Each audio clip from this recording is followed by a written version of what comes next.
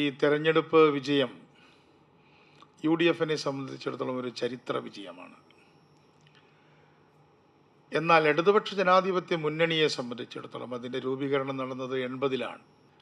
എന്നാൽ ഇന്ന് ഇടതുപക്ഷ ജനാധിപത്യ മുന്നണിയിലേക്ക് നമ്മൾ നോക്കുന്ന സമയത്ത് അവരുടെ ചരിത്രത്തിലെ ഏറ്റവും വലിയ തകർച്ചയാണ് അവർക്കുണ്ടായിട്ടുള്ളത്. തൃക്കരിപ്പൂർ തോൽക്കുന്നു, പയ്യന്നൂർ തോൽക്കുന്നു, തളിപ്പറമ്പ് തോൽക്കുന്നു, തൊട്ടുമുകളിൽ ഉദുമ തോൽക്കുന്നു, കാഞ്ഞങ്ങാട് പിടിച്ച് ഇളകുന്നു. എന്തിനു പറയുന്നു? ഉത്തര കേരളത്തിൽ ആകെ ഒരു CPM വിരുദ്ധ തരംഗം ആഞ്ഞടിച്ചിരിക്കുകയാണ്. ധർമ്മടത്ത് മുഖ്യമന്ത്രി 6 റൗണ്ടുകളിൽ പുറകിൽ പോയി. മട്ടന്നൂരിൽ ന്യായമായ ഭൂരിപക്ഷമുണ്ട് എന്ന് തോന്നുമെങ്കിലും 65,000 ഭൂരിപക്ഷം ഉണ്ടായിരുന്നത് കുത്തനെ ഇടിഞ്ഞു. എല്ലായിടത്തും നമുക്കത് കാണാൻ സാധിക്കും. TP ചന്ദ്രശേഖരനെ കൊന്നതിന് ശേഷം നടന്ന തെരഞ്ഞെടുപ്പിൽ പോലും വിജയിച്ച മണ്ഡലമാണ് വടകര എന്ന് മനസ്സിലാക്കണം. CPM വിജയിക്കുകയാണ് ചെയ്തത്. അങ്ങനെയാണ് ആ കൊലപാതകത്തെ പാർട്ടിക്കകത്ത് അവർ ന്യായീകരിച്ചത്.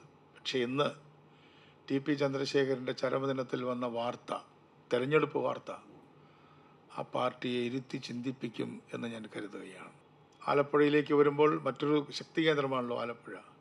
27,000 വോട്ടിന് G. സുധാകരൻ വിജയിക്കുകയാണ്. ഈ വേദിയിൽ ശ്രീ രമേശ് ചെന്നിത്തലയോടൊപ്പം G. സുധാകരനുമായി ഞാൻ വേദി പങ്കിട്ടിരുന്നു. ഇറങ്ങുന്ന സമയത്ത് നിങ്ങളും ചോദിച്ചു, ഞാൻ സ്വകാര്യമായിട്ട് ചോദിച്ചു, സഖാവേ ജയിക്കില്ലേ? പിന്നെ ഞാൻ എന്തായാലും ജയിക്കും. അമിതമായൊരു ആത്മവിശ്വാസമാണോ എന്ന് എനിക്ക് പോലും തോന്നിയിരുന്നു. പക്ഷേ G. സുധാകരൻ ആരാണെന്ന് CPMന് ഇപ്പോഴാണ് മനസ്സിലായത്. കോൺഗ്രസും ഐക്യജനാധിപത്യ മുന്നണിയും 3-ാം സ്ഥാനത്തേക്ക് പോകുമ്പോൾ കൈകൊട്ടിച്ചിരിച്ച ആളുകൾ അവരുടെ വീടുകളിൽ നിന്ന് മരണവീട് പോലെ ശോകമുഖമായിരിക്കുകയാണ്. ആത്യന്തികമായ പ്രഹരം BJPയിൽ നിന്നും അവർക്ക് ആ കേന്ദ്രങ്ങളിൽ കിട്ടിയിരിക്കുകയാണ്. ബംഗാളിൽ CPM മുഴക്കിയ മുദ്രാവാക്യമുണ്ട്. അതിൻ്റെ ഹിന്ദി വെർഷൻ ഇതാണ്: പഹലെ റാം പീച്ചെ ഭാം എന്ന് പറഞ്ഞാൽ ആദ്യം റാം എന്ന് പറയുന്നത് BJPയുടെ ഒരു നിക്നെയിമാണ്.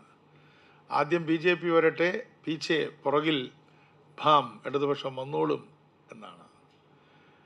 എന്താണ് സംഭവിച്ചത്? ഇപ്പോൾ റാം വന്നിരിക്കുകയാണ് അവിടെ. BJP ആദ്യമായി കമ്മ്യൂണിസ്റ്റ് മുഖ്യമന്ത്രിമാരില്ലാത്തൊരു കാലം 977 ശേഷം, ഏതാണ്ട് അരനൂറ്റാണ്ടിന് ശേഷം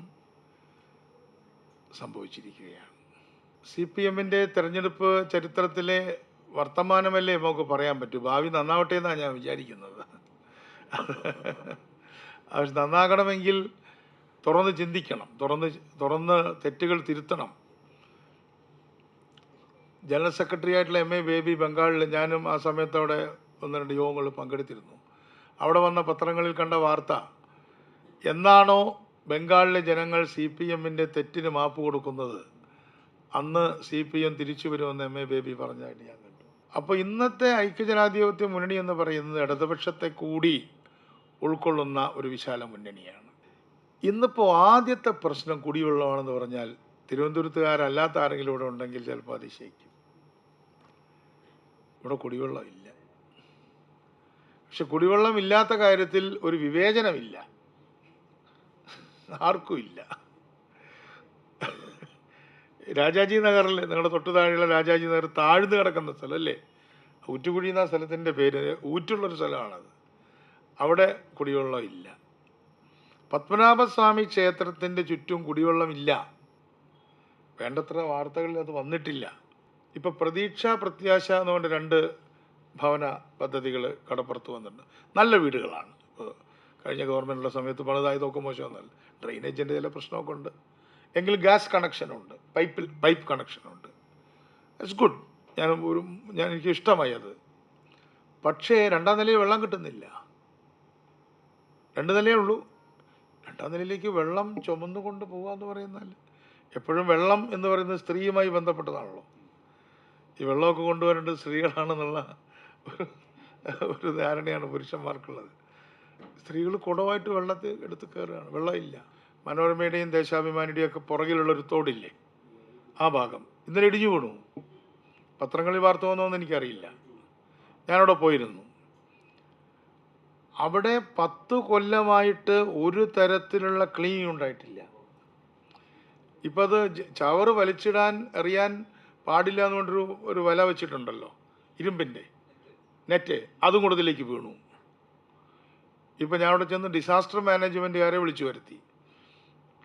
അത് ഇപ്പോൾ വർക്ക് നടന്നുകൊണ്ടിരിക്കുകയാണ്. അപ്പോൾ ഈ തോടുകൾ ഏതാണ്ട് 18 കിലോമീറ്റർ തോട്, ഈ മണ്ഡലം മാത്രമല്ല 18 കിലോമീറ്റർ തോടുകൾ, പട്ടംതോട്, മാമേഴഞ്ചാൻ തോട്, പിന്നെ അതിൻ്റെ ട്രിബ്യൂട്ടറീസ് എല്ലാം ഉണ്ട്. മുഴുവൻ മലിനജലം കൊണ്ട് നിറഞ്ഞ് ചവറ് നിറഞ്ഞ് കിടക്കുകയാണ്. അപ്പം ആ തോടുകൾ കഴിയുന്നത്ര വഞ്ചൂർ കോടതിയുടെ മുമ്പിൽ ചെയ്തതുപോലെ അത് കവർ ചെയ്യണമെന്നാണ് ജനങ്ങൾ പറയുന്നത്. അപ്പോൾ അതൊരു നടപ്പാതയായിട്ട് മാറും. വലിയ വണ്ടിയൊന്നും പോവില്ല. അയ്യോ, അതിദാരിദ്ര്യം എന്ന് പറഞ്ഞാൽ പിന്നെ അല്ല, അത് എക്സാജറേഷനാണ്, എങ്കിൽ പോലും അതീവ ദാരിദ്ര്യം. ഇനി അതിദാരിദ്ര്യം എന്ന് പറയുന്നത് മുടക്കിയിട്ടുള്ളതുകൊണ്ട് അതീവ ദാരിദ്ര്യം എന്താണെന്ന് കാണണം. ഇപ്പം അദ്ദേഹത്തിന്, പിന്നെ നമ്മുടെ മുഖ്യമന്ത്രി, ഇപ്പോഴും മുഖ്യമന്ത്രിയാണല്ലോ, അദ്ദേഹത്തിന് അതിദാരിദ്ര്യം എന്താണെന്ന് കാണണമെങ്കിൽ 1 കിലോമീറ്റർ യാത്ര ചെയ്താൽ മതി. അതൊക്കെ ഒരു ഒക്കെ PR എക്സസൈസ് കൊണ്ട് എല്ലാം നേടാം എന്ന് കരുതിയ ഒരു കമ്മ്യൂണിസ്റ്റ് പാർട്ടി നയിക്കുന്ന ഗവൺമെൻറ് ആയിരുന്നു. ഹൈക്കമാൻഡ് എല്ലാ കാര്യങ്ങളും നോക്കിയിട്ടേ തീരുമാനിക്കുള്ളൂ. ഈ 936 തൊട്ട് തുടങ്ങിയ ആളുകൾ അവർ പിൻഗാമികളാണല്ലോ. അപ്പോൾ അതുകൊണ്ട് അവർക്കതിനുള്ള കരുത്തുണ്ട്. അവർ എല്ലാ കാര്യങ്ങളും നോക്കി, പ്രോസ് ആൻഡ് കോൺസ് നോക്കിയിട്ട് ഒരു ഡിസിഷൻ എടുക്കും. ആ ഡിസിഷൻ എടുക്കുന്നത് എന്താണോ അത് ഞങ്ങൾ അല്ല, അതായത് ഹൈക്കമാൻഡിന് അതിനുള്ള കപ്പാസിറ്റി ഉണ്ട്. ഹൈക്കമാൻഡ് എന്ത് തീരുമാനമെടുത്താലും അത് ജനവിരുദ്ധമായ തീരുമാനമായിരിക്കില്ല. ഇനി അവരെടുക്കുന്ന തീരുമാനമാണ് പിന്നെ CMPയുടെ തീരുമാനം, അല്ലെങ്കിൽ CMPയെ സപ്പോർട്ട് ചെയ്യും. അവരൊരു തീരുമാനം എടുത്തിട്ട് അയ്യോ ആ തീരുമാനം ശരിയായില്ല എന്ന് പറയുന്നൊരു പാർട്ടി ആവില്ല CMP, അത് നിങ്ങൾക്ക് ഉറപ്പിക്കാം.